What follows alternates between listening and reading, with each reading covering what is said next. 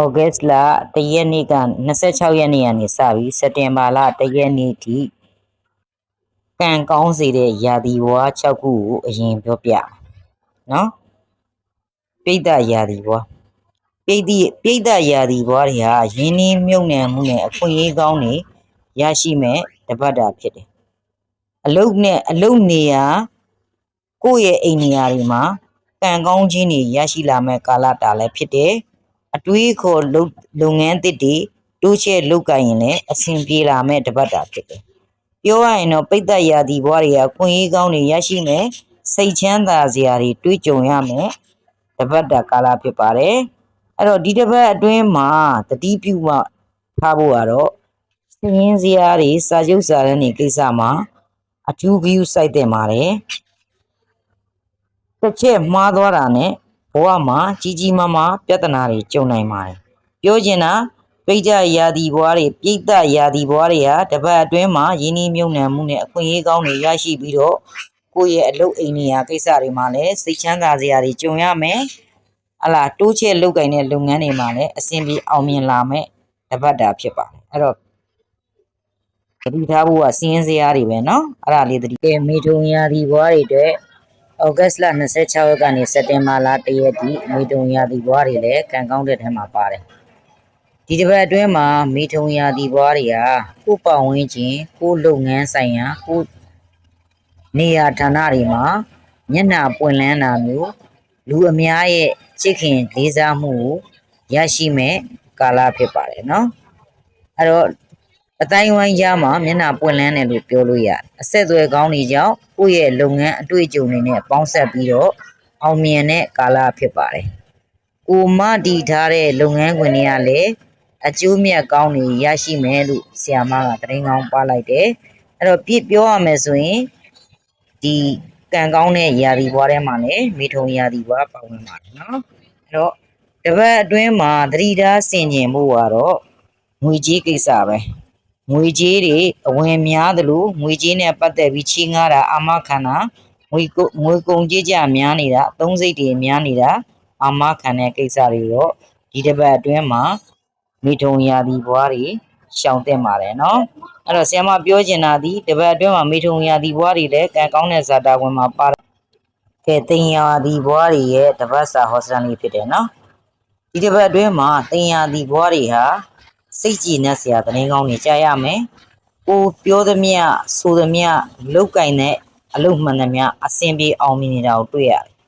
ကိုယ့်ရဲ့လုပ်ငန်းခွင်မှာလည်းကိုယ့်ရဲ့အရေးချင်းတွေကိုပြသပြီးတော့အကြံဉာဏ်ကောင်းတွေရရှိပြီးတော့အောင်မြင်လာမဲ့တပတ်တာဖြစ်တဲ့တင်ရာသီဘွားတွေပါ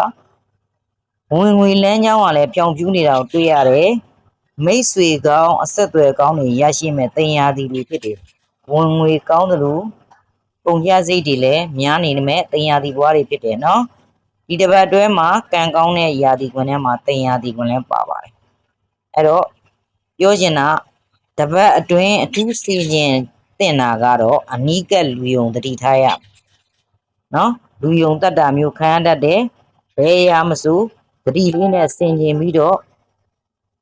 သူများအောင်မခိုင်းမဲနဲ့ကိုယ်တိုင်လုတ်ကင်တဲ့ကာလတစ်ခုလို့ဆီယမပြောလိုက်ပါတယ်เนาะအဲ့တော့ဒီတစ်ပတ်တော်တွင်းမှာလည်းတင်ရာသီဘွားကလည်းကောင်းတဲ့ရာသီခွင်ထဲမှာပါရှိပါတယ်ကဲကရကတ်ရာသီဘွားလေးတွေတပတ်စာအတွက်ဟောစတန်ဖြစ်တယ်เนาะဒီတစ်ပတ်အတွင်းမှာကရကတ်ရာသီတွေရာသီခွင်ထဲမှာအကောင်းဆုံးရာသီခွင်လို့ပြောလို့ရတယ်ငွေဝင်ကောင်းတယ်ဘလို့ဝင်လဲဆိုရင်အဖက်ဖက်ကနေဝင်လာတာငွေကြီးတွေဝင်ငွေဝင်ပေါက်တွေများနေတာပေါ့နော်အရန်ကောင်းတဲ့ရာသီဝင်ဖြစ်တယ်ငွေဝင်ပေါက်တွေဒီတစ်ပတ်အတွင်းမှာများမယ်ဆက်သွယ်မှုဆိုင်ရာလုပ်ငန်းတွေ online media လုပ်နေတဲ့လူတွေခီးသွွားလုပ်ငန်းလုပ်နေတဲ့ကရကတ်ရာသီဘွားတွေကဒီတစ်ပတ်အတွင်းမှာအလွန်အဆင်ပြေမဲ့တစ်ပတ်တာဖြစ်တယ်နော်လက်ရှိလုပ်ငန်းတွေရဲ့အကျိုးအမြတ်ကောင်းတွေလည်းရရှိမယ်စိတ်ကျေနပ်စရာတွေနဲ့ပြည့်စုံနေတဲ့တစ်ပတ်တာဖြစ်တယ်အဲ့တော့မိထုံရကရကတ်ရာသီဘွားတွေကဒီတစ်ပတ်အတွင်းမှာကံအကောင်းဆုံးနေသားတဲ့နေဘွားထဲမှာပါတယ်ဒါပေမဲ့သတိထားဆင်ခြင်မှုကတော့အစောတလင်ဆုံးဖြတ်တတ်တဲ့အကျင့်ကိုဖျောက်ဖျက်ပြရမယ်ပြည်တွင်းပြည်ပနဲ့ဆက်ဆံရေးတွေမှာပြဿနာမဖြစ်အောင်နေပေးရမယ်အဲ့တော့ပြောချင်တာဒီငွေဝင်များတဲ့အတွက်ငွေကုန်ကြေးကျလမ်းတွေကိုမရှာဖို့လိုတယ် အဲ့တော့ပြဿနာတွေမဖြစ်ဖို့လိုတယ်စိတ်ဆုံးဖြတ်ချက်တွေအစိုးဆုံးမချပါနဲ့စိတ်ဆုံးဖြတ်တွေအလင်းအမြန်မချလို့တဲ့ကာလဖြစ်ပါတယ်နော်ပြည်တွင်းပြည်ပနဲ့ပတ်သက်တာတွေနိုင်ငံခြားနဲ့ပတ်သက်တာတွေကိုကဆက်ဆံပြီးလောက်ကင်နေရတယ်ဆိုလို့ရှိရင်တော့ဒီတစ်ပတ်အတော်တွဲမှာစင်စင်ချင်းချင်းလေးနေပေးတဲ့ကာလဖြစ်ပါတယ်။ခဲဒီတစ်ပတ်လဲဒိဋ္ဌာရာသီဘွားတွေရဲ့ကံလဲဆက်လက်ပြီးကောင်းနေတာကိုတွေ့ရတယ်။အဲ့တော့ပိဿာရာသီဘွားတွေကပိဿာရာသီဘွားတွေကငွေကြေးအခက်အခဲမရှိဘဲနဲ့လွယ်တကူရနိုင်တဲ့ကာလဖြစ်တယ်နော်။စီးပွားရေးလုပ်ငန်းအသစ်တွေစတင်လုပ်ကိုင်လို့ရတယ်။လက်ရှိလုံတန်းလန်းအလုပ်တွေကိုလည်းတိုးချဲ့လို့ရတယ်။ဒါလုပ်ငန်းတိုးချဲ့တာအသစ်ပြောင်းရွှေ့တာလုပ်ကိုင်လို့ရတဲ့ကာလလို့ပြောလို့ရတယ်နော်။မိကောင်းဆွေကောင်းတွေအကူကြီးကောင်းတွေလည်းရရှိမယ်။ငွေဝင်နဲ့အထဲမှာလည်းသူလည်းပါတဲ့ဒိဋ္ဌာရာသီဘွားတွေဖြစ်တယ်။အဲ့တော့ငွေဝင်လွယ်တာကြောင့်ငွေအသုံးအဖြုံးတော့သတိထားဖို့လိုတယ်။အော်ဒီတစ်ပတ်အတွင်းမှာဒိဋ္ဌာရာသီဘွားတွေကဒိဋ္ဌာရာသီဘွားတွေဟာခီးသွားတဲ့လုပ်ငန်းတွေမကောင်းသေးဘူးเนาะအမှုပညာလုပ်နေတဲ့လူတွေခီးသွားလုပ်ငန်းရှင်လုပ်နေတဲ့ဒိဋ္ဌာရာသီဘွားတွေဆိုရင်တော့ကံအားနည်းတဲ့အောင်တွေ့ရတယ်။အော်ဒီတစ်ပတ်အတွင်းမှာအထူးစင်ကျင်တင်တာကတော့အလောတကြီးဆုံးဖြတ်ချက်မချသင့်တဲ့ကာလဖြစ်တဲ့ငွေကိုချွေတာသုံးဆွဲတဲ့ကာလဖြစ်ပါတယ်လို့ဆီယာမကသတိကောင်းလေးပြလိုက်ပါတယ်နော်ဒီဘက်အတွင်းမှာမကာရရာသီဘွားတွေလည်းပါဝင်ပါတယ်နော်ကံကောင်းတဲ့အထဲမှာအဲ့တော့မကာရရာသီဘွားတွေကဒီတစ်ပတ်တာမှာကြံ့ကြောင်နှောင်နေတဲ့ကိစ္စတွေမှာမြန်မြန်ဆန်ဆန်အဆင်ပြေလာတာကိုတွေ့ရတယ်မပြီးပြည့်သေးတဲ့ကိစ္စတွေကိုအပြီးသက်နိုင်မဲ့ကာလလို့ပြောလို့ရတယ်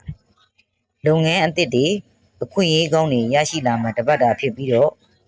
အယောင်းဝယ်သမားတွေဆိုရင်လက်ဖျားငွေတီးနေတာမျိုးတွေ့ရတတ်တယ်။အဲ့တော့ဒီတစ်ပတ်အတွင်းမှာခီးကန်အလွန်ကောင်းနေတာကိုအကာရယာရီဘွားတွေမှာတွေ့ရတယ်။ခီးရိုင်နဲ့ပတ်သက်လို့ပြည်တွင်းပြည်ပခီးတွေတွားဖို့အစီအစဉ်နေတဲ့လူဆိုလို့ရှိရင်ဒီတစ်ပတ်အတွင်းမှာစတင်ကောင်းထည့်ဖို့လို့ရတယ်။ငွေဝင်တဲ့လမ်းကြောင်းကလည်းဖြောင့်ဖြူးနေတာကိုတွေ့ရတတ်တယ်။အဲ့တော့ဒီတစ်ပတ်အတွင်းမှာကြံ့ကြံ့နှောင်နေတဲ့ကိစ္စတွေမှာ